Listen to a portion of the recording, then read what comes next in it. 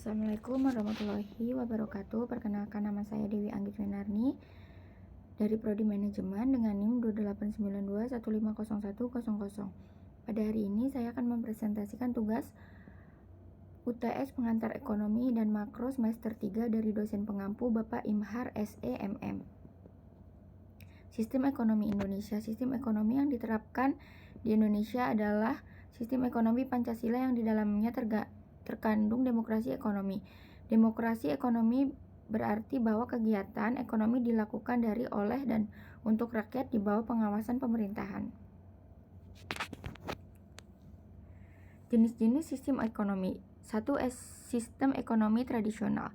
Sistem ekonomi tradisional merupakan sistem ekonomi yang paling sederhana. Cara penyelesaiannya masalah didasari oleh kebiasaan adat istiadat secara turun-menurun. Hasil produksi hanya untuk memenuhi kebutuhan sehari-hari alias tidak diperjualbelikan. Masyarakat hanya mengandalkan tenaga dan sumber daya alam seadanya tanpa bantuan teknologi canggih. 2. Sistem ekonomi liberal. Sistem ekonomi liberal atau pasar merupakan sistem ekonomi yang memberikan kebebasan kepada masyarakat untuk menjalankan kegiatan produksi, distribusi, dan konsumsi. Berbeda dengan sistem ekonomi tradisional yang hanya memenuhi kebutuhan sehari-hari. Tujuan sistem ekonomi liberal adalah mencari keuntungan sebanyak-banyaknya. 3. Sistem ekonomi komando. Sistem ekonomi komando merupakan kebalikan dari sistem ekonomi liberal Breynes. Pemerintah menguasai sumber daya alam untuk modal menggerakkan roda perekonomian di suatu negara. Merekalah yang menentukan barang apa yang bakal diproduksi, cara pendistribusian, harga jual, bahkan pekerjaan. 4. Sistem ekonomi campuran. Sistem ekonomi campuran adalah gabungan dari kelebihan sistem ekonomi pasar dan komando. Artinya, pemerintah dan rakyatnya memiliki peran dalam menyelesaikan masalah perekonomiannya. Contoh negara yang menggunakan sistem ekonomi campuran adalah Brazil, Mesir, dan Prancis. Peranan dan fungsi uang. Uang tidak lain adalah segala sesuatu yang dapat dipakai atau diterima untuk melakukan pembayaran baik barang jasa. Dalam sejarah uang, beberapa jenis barang telah pernah terpakai sebagai uang, misalnya kerang, emas, gigi, bintang, kulit, perak, dan sebagainya. Fungsi uang secara umum adalah sebagai satuan pengukur nilai. Dengan fungsi ini, nilai satu barang dapat diukur dan diperbandingkannya. Misalnya di Indonesia, rupiah adalah dasar pengukur nilai dari barang-barang dan jasa yang diperdagangkan di pasar. Satu, sebagai alat tukar-menukar, fungsi ini memisahkan antara keputusan membeli dengan keputusan menjual. Adanya uang sebagai alat di dalam tukar-menukar dapat menghilangkan perlunya ada kesamaan keinginan sebelum terjadinya pertukaran. 2. Sebagai alat penimbun atau penyimpan kekayaan. Kekayaan seseorang dapat berupa barang atau uang dalam bentuk barang, misalnya rumah, mobil, perhiasan, dan sebagainya. Sedangkan dalam bentuk uang, misalnya uang kas dan surat-surat berharga. Dengan demikian, seseorang dapat menyimpan kekayaannya dalam bentuk uang kas. Dalam pengertian ini, uang adalah berfungsi sebagai alat penimbun kekayaan. Definisi uang. Biasanya uang didefinisikan sebagai MO adalah uang kertas dan logam ditambah simpanan dalam bentuk rekening koran atau demand deposit. M1 adalah M plus tabungan, M plus ditambah M plus deposito berjangka atau time deposit pada bank-bank umum. M2 adalah M plus tabungan deposito berjangka pada lembaga-lembaga tabungan non-bank. MA adalah yang paling liquid sebab proses menjadikannya uang kas sangat cepat dan tanpa adanya kerugian nilai, atau artinya Rp1 menjadi juga Rp1. Sedang M karena mencakup deposito berjangka maka likuiditasnya lebih rendah. Untuk menjadikannya uang kas, deposito berjangka perlu waktu 3, 6, atau 12 bulan. Nilai dari uang. Nilai dari uang diukur dengan kemampuannya untuk dapat membeli atau ditukarkan dengan barang dan jasa atau internal value, serta valuta asing atau external value. Dengan demikian, besarnya nilai uang ditentukan oleh harga barang dan jasa. Biasanya ada 3 metode untuk mengukur nilai uang, yakni menggunakan indeks biaya hidup, indeks harga barang-barang perdagangan, besar atau apa yang disebut GNP deflator. Indeks biaya hidup umumnya banyak dipakai sebagai ukuran nilai uang. Indeks ini mencakup harga berbagai barang kebutuhan hidup. Cara menghitungnya dengan membagi GNP nominal dengan GNP real pada harga konstan. Misalnya GNP deflator untuk tahun 1982, GNP nominal tahun 1982, GNP real pada harga konstan tahun 1970. Sedangkan GNP deflator pada tahun-tahun dasar 1970 sama dengan 1. Ketiga angka indeks ini cenderung bergerak bersama-sama arahnya. Meskipun dengan tingkat yang berbeda-beda, perubahan ini memberikan informasi tentang perubahan nilai uang. Klarifikasi uang. Uang dapat diklarifikasikan atas beberapa dasar yang berbeda seperti misalnya 1. Sifat fisik dan bahan yang dipakai untuk membuat uang. 2. Yang mengeluarkan atau mengedarkan yakni pemerintah, bank sentral, atau bank komersial. 3. Hubungan antara nilai uang sebagai uang dengan nilai uang sebagai barang. Full body money. Full body money adalah uang di mana nilainya sebagai barang sama dengan nilainya sebagai uang. Biasanya hal yang perlu penjelasan lebih lanjut sehubungan sering terjadinya kesalahpahaman, yakni dikatakan di atas bahwa full body money itu adalah uang yang nilainya sebagai barang sama dengan nilainya sebagai uang. Ini tidak berarti bahwa nilainya sebagai uang itu tetap konstan. Jika harga dari 1 unit emas dinyatakan tetap dalam mata uang, maka tenaga beli atau purchasing power untuk membuat uang tersebut serta permintaan untuk penggunaan barang tersebut sebagai non-uang. Representative full body money. Biasanya uang jenis ini terbuat dari kertas. Dengan demikian nilainya sebagai barang tidak ada atau nol. Sebenarnya uang jenis ini hanyalah mewakili dari sejumlah barang atau logam, di mana nilai logam sebagai uang sama dengan nilainya sebagai uang. Contohnya surat emas atau gold certificate yang beredar di Amerika Serikat sebelum ditarik pada tahun 1933. Credit money. Credit money adalah jenis uang yang mana nilainya sebagai uang lebih besar daripada nilai sebagai barang.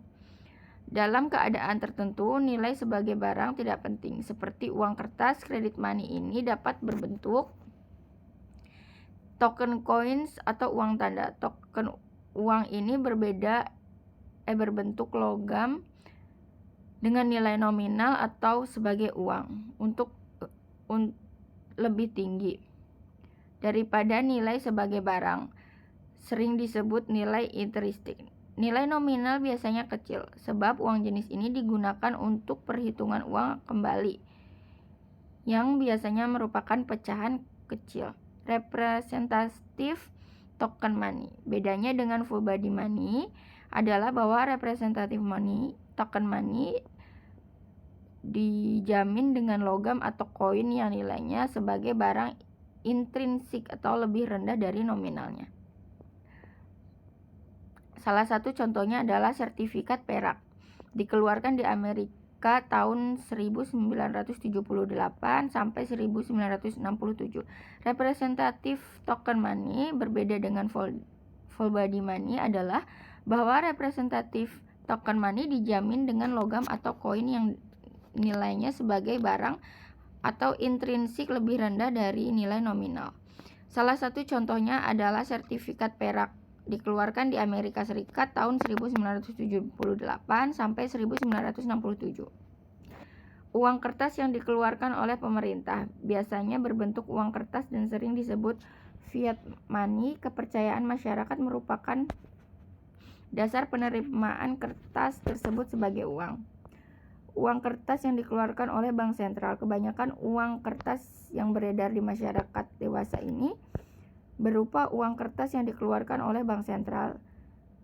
Di Indonesia, kita lihat setiap uang kertas selalu ada tulisan Bank Indonesia, demand deposit atau uang giral.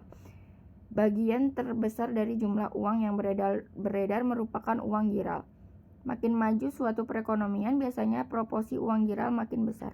Uang giral merupakan simpanan di bank yang dapat diambil setiap saat dan dapat dipindahkan pada orang lain untuk melakukan pembayaran. Uang giral ini lebih praktis praktis sebagai alat pembayar karena kalau hilang dapat dilacak kembali sehingga menemukan tidak bisa menguangkan.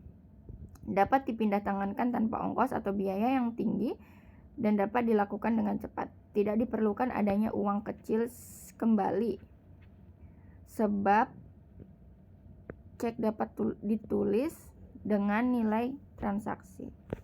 Aspek pasar dan strategi bersaing. Market and competition strategy. Pasar adalah tempat atau mekanisme bertemunya kepentingan konsumen di suatu sisi dengan kepentingan produsen di sisi lain. Dengan posisi pasar seperti di atas, maka pasar mempunyai banyak fungsi bagi pelaku ekonomi, baik konsumen, produsen, maupun pemerintah. Pasar mempunyai peranan yang sangat strategis bagi pelaku bisnis atau produsen dan masyarakat secara keseluruhan. Pasar adalah tempat para produsen bersaing, merebut konsumen dalam rangka mencapai tujuan usaha. Makin banyak produsen di pasar, maka pilihan konsumen juga makin banyak. Maka sebaliknya, dari uraian di atas terlihat bahwa berpelaku ekonomi, khususnya produsen, perlu punya strategi bersaing yang handal untuk mencapai tujuan bisnisnya. Strategi adalah kiat atau cara untuk mencapai tujuan. Strategi bersaing dapat diartikan cara dan diperlakukan untuk memenangkan persaingan. Konsep dan pengertian pasar. Konsep dan pengertian pasar dapat dilihat secara sempit dan luas sebagai berikut. Pengertian secara sempit. Pasar adalah tempat berkumpul dan bertemunya para penjual atau produsen dan pembeli atau konsumen pada suatu lokasi tertentu untuk melakukan transaksi. Pengertian luas, pasar adalah mekanisme bertemunya kepentingan konsumen dan produsen, merupakan sumber informasi bagi pelaku ekonomi, serta merupakan sarana dalam meningkatkan kepuasan konsumen dan produsen. Parameter yang menentukan bentuk atau struktur pasar. Seperti disinggung di konsep dan pengertian pasar, pasar dapat dikelompokkan menjadi beberapa bentuk dengan parameter atau ukuran-ukuran sebagai berikut. 1. Jumlah ekonomi parameter. 2. Keragaman produk atau barang dan jasa bebas atau free market competition. Halangan atau entry atau exit barriers. Yang dimaksud dengan market barrier ini adalah tingkat kesulitan yang dihadapi oleh pelaku ekonomi untuk atau keluar dari pasar. Jenis persaingan dalam pasar. Jenis persaingan yang dimaksud adalah persaingan usaha atau bisnis dalam end konsumen. Apakah persaingan harga price competition atau persaingan di luar harga atau non price competition dapat dilihat dua hal yang penting, yaitu dari sisi kepentingan konsumen, makin banyak produsen mengarah ke persaingan sempurna adalah makin baik karena pilihan makin banyak dan harga makin bersaing. B. Sebaliknya, dari sisi kepentingan produsen, makin sedikit produsen mengarah ke pasar monopoli adalah makin baik karena dapat mendikte harga jual dalam rangka meningkatkan laba. Selanjutnya, dari kedua hal di atas dapat ditarik kesimpulan sebagai berikut. A. Setiap perusahaan perlu memiliki strategis bisnis atau harga, produksi, dan pemasarannya. Parameter untuk memperjuangkan kepentingan usahanya. B. Kesejahteraan masyarakat dipengaruhi oleh bentuk pasar dari barang dan jasa yang dibutuhkan. Oleh karena itu, negara yang diwakili pemerintah perlu melakukan intervensi pasar guna melindungi kepentingan masyarakat konsumen. Bentuk atau struktur pasar produsen dan konsumen. Dengan menggunakan parameter di atas, bentuk dapat dikelompokkan menjadi 4 jenis, yaitu pasar persaingan bebas atau pasar persaingan sempurna. Free marketing competition. Pasar persaingan sempurna adalah pasar di mana pelakunya sangat banyak. Barang dan jasa yang diperdagangkan relatif seragam. Masing-masing pelaku pasar mempunyai peran yang relatif kecil terhadap pasar secara keseluruhan. B. Pasar persaingan monopolistik. Pasar persaingan monopolistik adalah pasar di mana para pelakunya cukup banyak namun barang dan jasa yang diperdagangkan relatif beragam atau tidak standar, sehingga barang yang ditawarkan tampil beda. Pasar oligopoli. berasal dari bahasa Yunani oligos yang artinya beberapa dan polis penjual. Oleh karena itu, maka oligopoli adalah pasar di mana hanya ada masing-masing produsen menguasai pangsa pasar relatif besar dari sisi produsen yang hanya ada beberapa pesaing.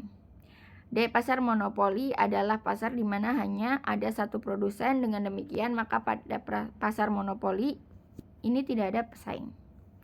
Perusahaan dan pasar. Pada umumnya, setiap perusahaan akan berusaha untuk bisa mendapat keuntungan sebesar-besarnya dalam bisnisnya. Untuk mencapai hal tersebut, maka perusahaan harus bisa masuk ke pasar yang kadangkala banyak hambatan atau beri untuk bisa menawarkan barangnya kepada konsumen. Secara selanjutnya, setelah masuk pasar, perusahaan berhadapan dengan persaingan di pasar. Penentuan kurs valuta asing. Pada dasarnya ada 3 sistem atau cara untuk menentukan tinggi rendahnya kurs atau nilai tukar valuta asing. 1 kurs tetap, 2 kurs bebas, 3 kurs dibuat stabil berdasarkan perjanjian internasional, yaitu ditetapkan oleh pemerintah atau bank sentral dalam perbandingan tertentu dengan dolar atau emas sebagai patokan. Kurs. Pada zaman dulu, semua pembayaran internasional dilakukan dengan emas pada waktu itu. Semua negara termuka mengikuti standar emas. Tiap negara mempunyai mata uang standar yang mengandung sejumlah emas yang ditetapkan dengan undang-undang. Semua negara atau bank sentral bersedia sewaktu-waktu menukarkan mata uangnya dengan emas atau menjual emas dengan harga yang telah ditetapkan secara resmi itu. Kurs bebas. Pada tahun 1930-an, emas dilepaskan sebagai standar keuangan nasional dan internasional. Kurs distabilkan karena keberatan terhadap kurs yang goncang itu dirasakan di mana-mana. Maka pada akhir perang kedua, negara-negara maju bertekad untuk menstabilkan kembali kurs-kurs mereka. Wassalamualaikum warahmatullahi wabarakatuh.